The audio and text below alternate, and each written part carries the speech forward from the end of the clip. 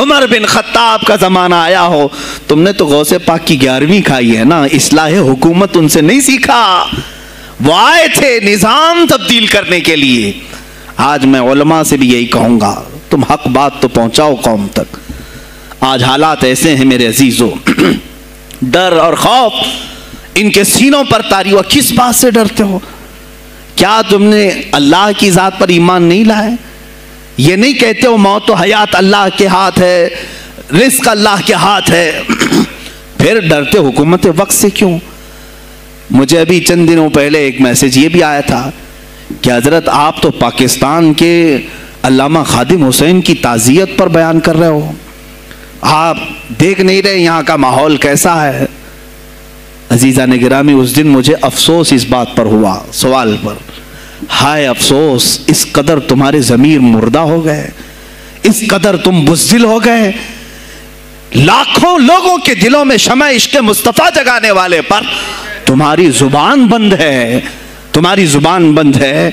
میں نے صرف ایک جملہ کہا، کوئی فرق نہیں پڑتا، میں اس ملک میں رہ رہا ہوں جہاں کا پرائم منسٹر ایک سور خبیث فرانس کے صدر کے لیے ٹویٹ کر سکتا ہے، تو میں پڑوسی ملک کی کسی عاشق رسول کی تعزیت کیوں نہیں کر سکتا؟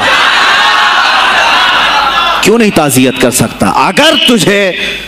اگر ہندوستان کی تخت پر بیٹھنے والے کو فرانس کے صدر سے کوئی دلی عشق ہے، محبت ہے، تم اس کی معشوقہ ہو یا محبوبہ ہو، مجھے فرق نہیں پڑتا، لیکن اتنا ضرور ہے عاشق رسول مشرق میں ہو، شمال میں ہو، جنوب میں ہو، مغرب میں ہو، جب اس کی روح جائے گی تو ہماری بھی روح تڑپے گی۔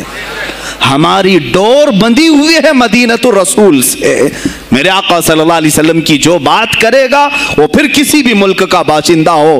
تم کہتے ہو تعزیت کے لیے، ارے میرے عزیز، اگر میں سامنے ہوتا تو اس کے قدموں کی خاک میں اپنے امامے پر رکھتا۔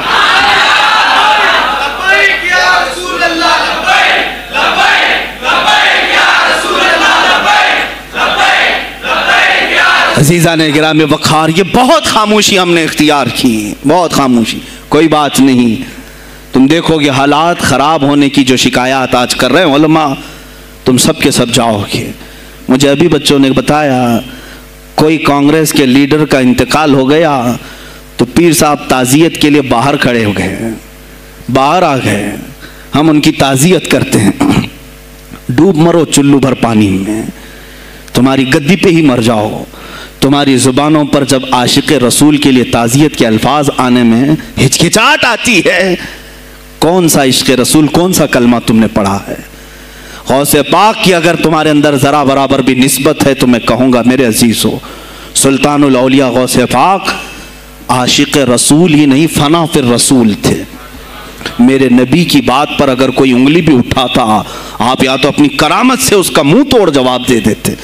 کسی عیسائی نے صرف یہ کہا تھا میرے نبی عیسیٰ افضل ہے، وہ مردوں کو زندہ کرتے تھے، آپ کو جلال آیا، کہا محمد افضل نہیں ہے اس لیے کہ وہ مردے زندہ نہیں کرتے تھے، آپ اس کا ہاتھ پکڑ کر قبرستان لے گئے۔ میرے نبی پر بات کرتا ہے، میں تجھے زندہ کر کے دکھاتا ہوں۔